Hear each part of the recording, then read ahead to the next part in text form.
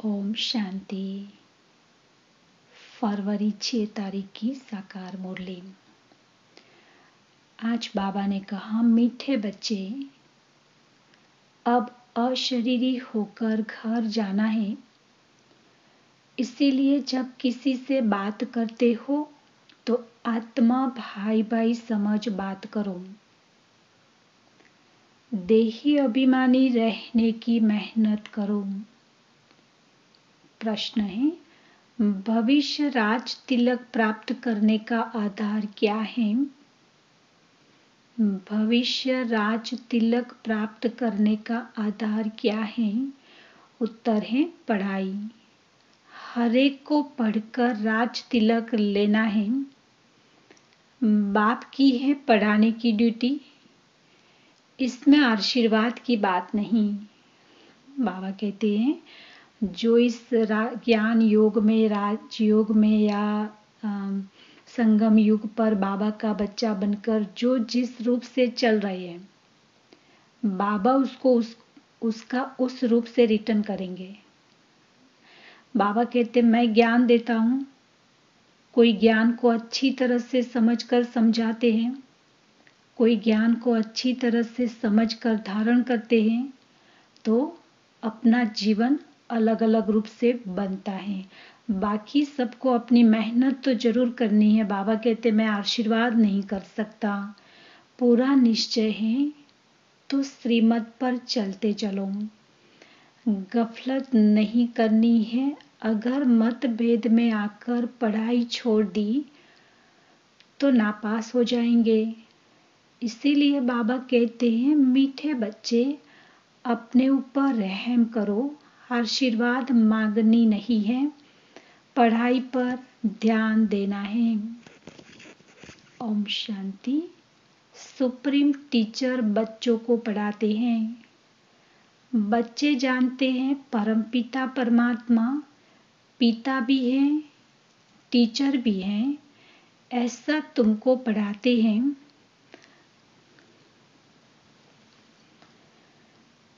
जो और कोई पढ़ा न सके। तुम कहते हो शिव बाबा हमको पढ़ाते हैं।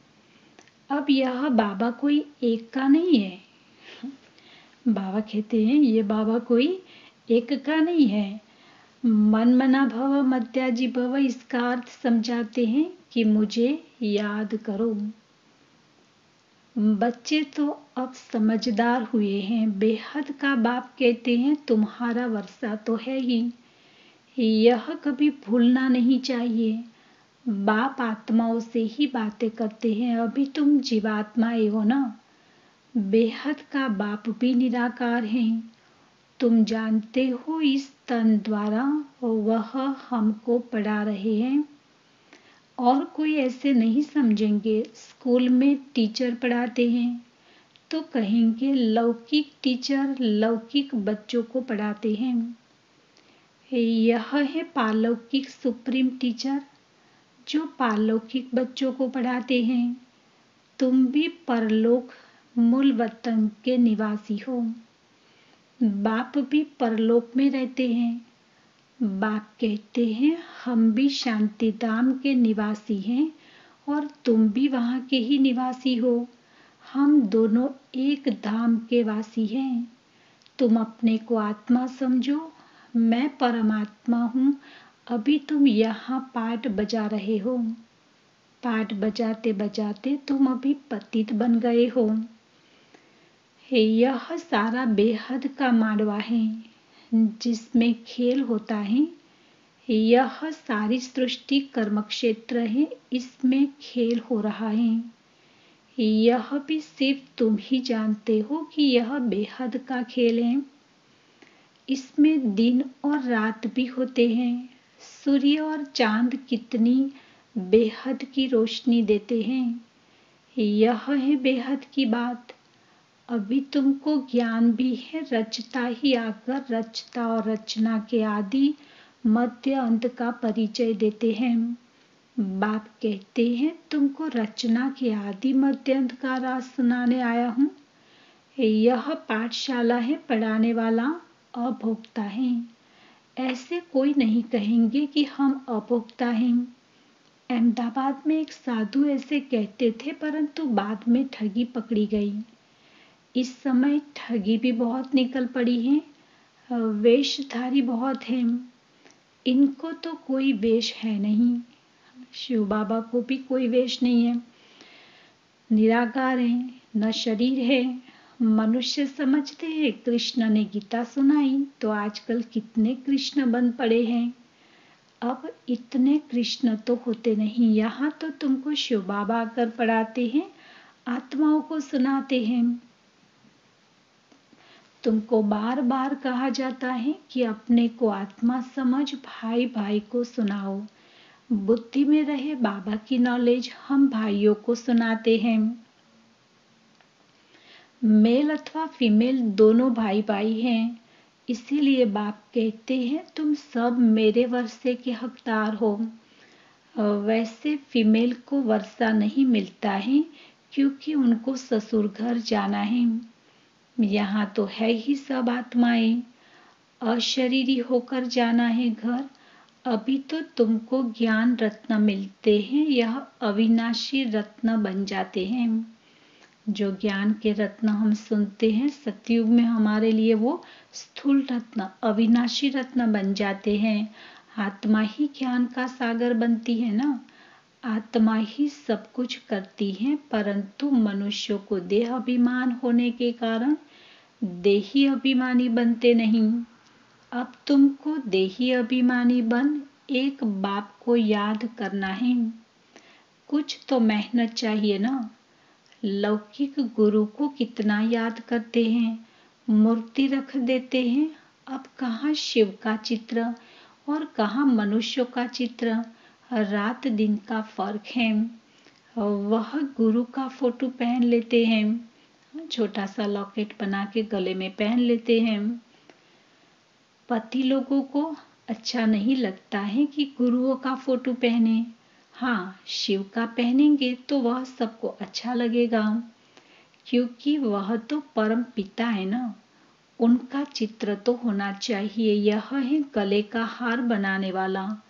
तुम रुद्रमाला का मोती बनेंगे, यूं तो सारी दुनिया रुद्रमाला भी है।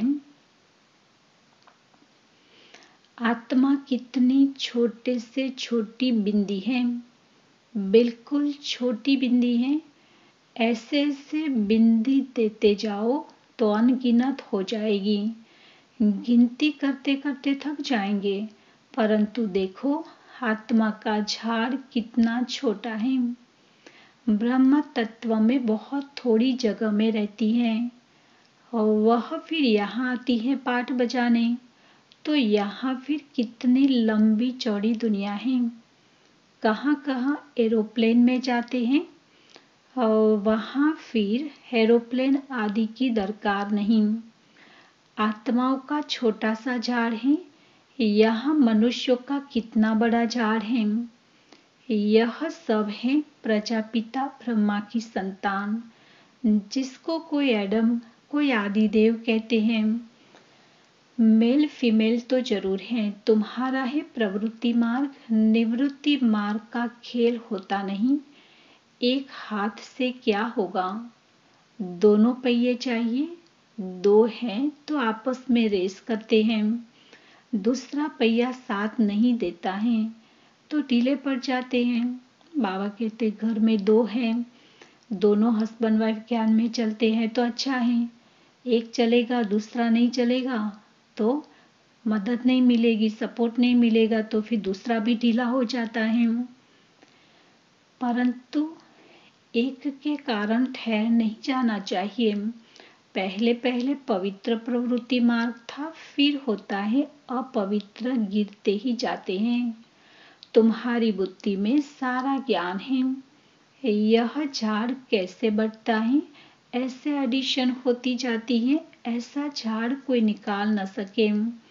कोई की बुद्धि में रचता और रचना के आदि मध्य अंत का नॉलेज ही नहीं है। इसीलिए बाबा ने कहा था, यह लिखो कि हमने रचता द्वारा रचता और रचना की नॉलेज का अंत पाया है, और वह तो न रचता को जानते न रचना को। अगर परंपरा यह ज्ञान चलाता तो कोई बतावे ना। इसीलिए तुम ब्रह्मा कुमारियों की कोई बात बता न सके। तुम जानते हो हम ब्राह्मणों को ही परमपिता परमात्मा पढ़ाते हैं। हम ब्राह्मणों का ही ऊंचे से ऊंचा धर्म है। चित्र भी जरूर दिखाना पड़ता है। चित्र बिगर कब बुद्धि में बैठेगा नहीं। चित्र बहुत बड़े बड़े होने चाहिए। वैरायटी धर्मों का झाड़ कैसे बढ़ता है यह भी समझाया है। आगे तो कहते थे हम आत्मा सो परमात्मा, परमात्मा सो हम आत्मा। अब बाप ने इसका भी अर्थ बताया है। इस समय हम सो ब्राह्मण हैं, फिर हम सो देवता बनेंगे नई दुनिया में। अभी हम पुरुषोत्तम संगम पर हैं, अर्थात यह है पुरुषोत्तम बनने का संगम युग। यह सब तुम समझा सकते हो। रचता और रचना का अर्थ, हम सो का अर्थ, ओम अर्थात मैं आत्मा फर्स्ट, फिर यह शरीर है। आत्मा अविनाशी और यह शरीर विनाशी है। हम यह शरीर धारण कर फिर पाठ बजाते हैं। इसको कहा जाता है आत्मा अभिमानी। हम आत्मा फलाना पाठ बजाती हैं। हम आत्मा यह करती हैं। हम आत्मा परमात्मा के बच्चे हैं। कितना वंडरफुल ज्ञान है। यह ज्ञान बाप में ही है, इसीलिए बाप को ही बुलाते हैं। बाप है ज्ञान का सागर। उनकी भेंट में फिर है अज्ञान के सागर। आधा कल्प है ज्ञान, आधा कल्प है अज्ञान। ज्ञान का किसको पता ही नहीं है। ज्ञान कहा जाता है रचता द्वारा रचना को जानना, तो जरूर रचता में ही ज्ञान है ना। इसीलिए उनको क्रिएटर कहा जाता है। मनुष्य समझते हैं क्रिएटर ने यह रचना रची। बाप समझाते हैं यह तो अनादि बना बनाया खेल है। कहते हैं पतित पावन आओ, तो रचता कैसे कहेंगे। रचता तब कहे जब प्रलय हो फिर रचे। बाप तो पतित दुनिया को पावन बनाते हैं। तो यह सारे विश्व का जो झाड़ है, उनके आदि मध्य अंत को तो मीठे मीठे बच्चे ही जानते हैं। जैसे माली हर एक बीज को और झाड़ को जानते हैं ना। बीज को देखने से सारा झाड़ बुद्धि में आ जाता है। तो यह है ह्यूमैनिटी का अर्थात मनुष्य सृष्टि का बीज। उन्हें कोई नहीं जानते। शिव बाबा कितना गुप्त है। सारी विश्व की दुनिया की आत्माओं के बीज रूप, फिर भी दुनिया में भगवान को कोई नहीं जानते हैं। गाते भी हैं परमपिता परमात्मा सृष्टि का बीज रूप है, सत्यचित आनंद स्वरूप है, सुख शांति पवित्रता का सागर है। तुम जानते हो यह सारा ज्ञान परमपिता परमात्मा इस शरीर द्वारा दे रहे हैं, तो जरूर यहाँ आएंगे ना। पतितों को पावन प्रेरणा से कैसे बनाएंगे। तो बाप यहाँ आकर सबको पावन बनाकर ले जाते हैं।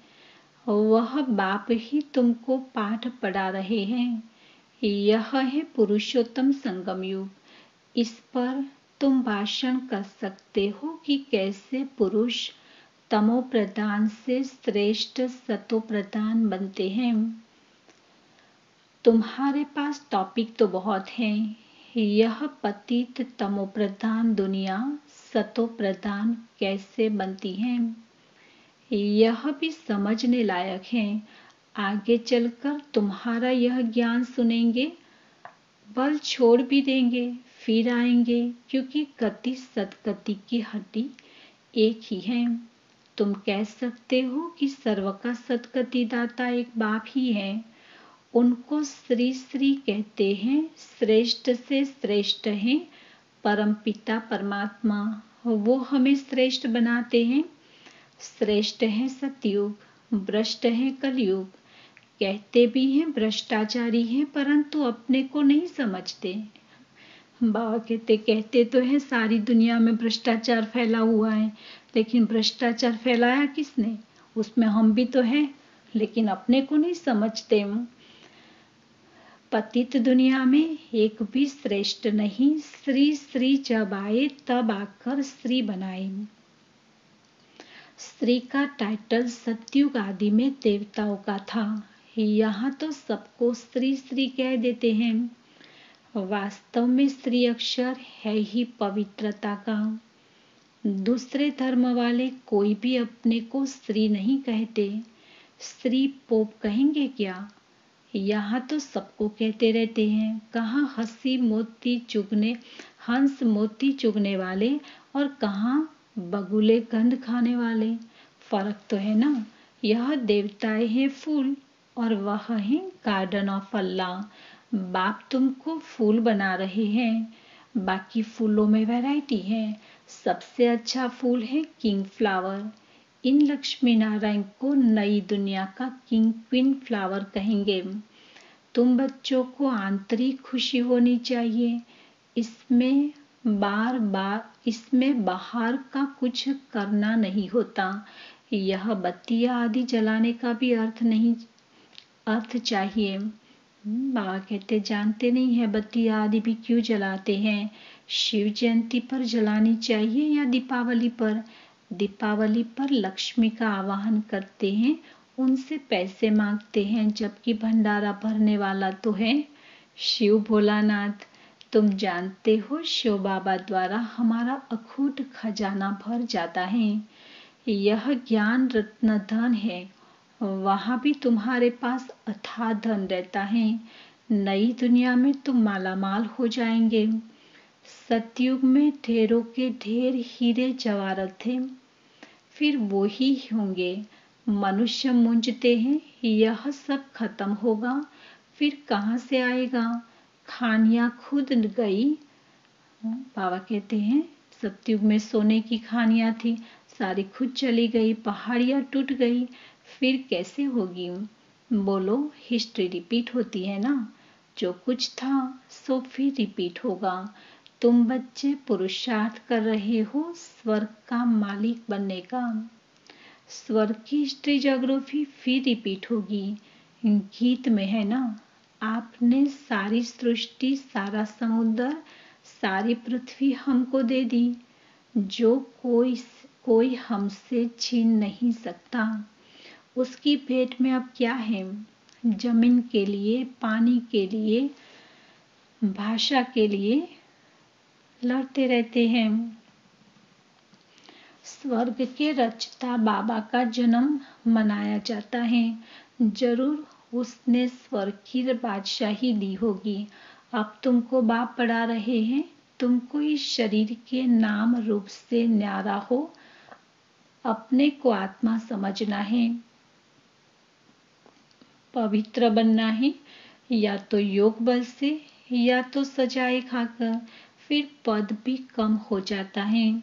स्टूडेंट की बुद्धि में रहता है ना, हम इतना मर्तबा पाते हैं, टीचर ने इतना पढ़ाया है, फिर टीचर को भी सौगात देते हैं। यह तो बाप तुमको विश्व का मालिक बनाते हैं, तो तुम फिर भक्ति मार्ग में उनको याद करते रहते हो। बाकी बाप को आप सौगात क्या देंगे? यहाँ तो जो कुछ देखते हो वह तो रहना नहीं है। यह तो पुरानी छीछी दुनिया है। तब तो मुझे बुलाते हैं। बाप तुमको पतित से पावन बनाते हैं। इस खेल को याद करना चाहिए। मेरे में रचना के आदि मध्य अंत की नॉलेज है, जो तुमको सुनाता हूँ।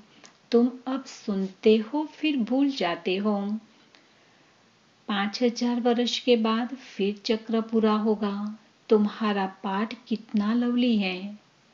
तुम सतो प्रधान व लवली बनते हो, फिर तमो प्रधान भी तुम ही बनते हो।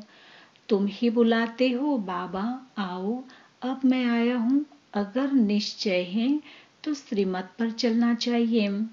गफलत नहीं करनी चाहिए। कई बच्चे मतभेद में आकर पढ़ाई छोड़ देते हैं। श्रीमत पर नहीं चलेंगे, पढ़ेंगे नहीं तो नापास भी तुम ही होंगे। बाप तो कहते हैं अपने पर रहम करो। हरेक को पढ़कर अपने को राज तिलक देना है। बाप को तो है पढ़ाने की ड्यूटी। बाबा कहते मेरी है पढ़ाने की ड्यूटी, आशीर्वाद की बात नहीं। फिर तो सभी पर आशीर्वाद करनी पड़े। यह कृपा आदि भक्ति मार्ग में मांगते हैं। यहाँ वह बात नहीं है। यहाँ कृपा आशीर्वाद की बात नहीं है। यहाँ जो जैसा पड़ेगा वो वैसा पद पाएंगे। अच्छा, मीठे मीठे सिकिलधे बच्चों प्रति मात पिता बाप दादा का याद प्यार और गुड मॉर्निंग। रूहानी बाप की रूहानी बच्चों को नमस्ते।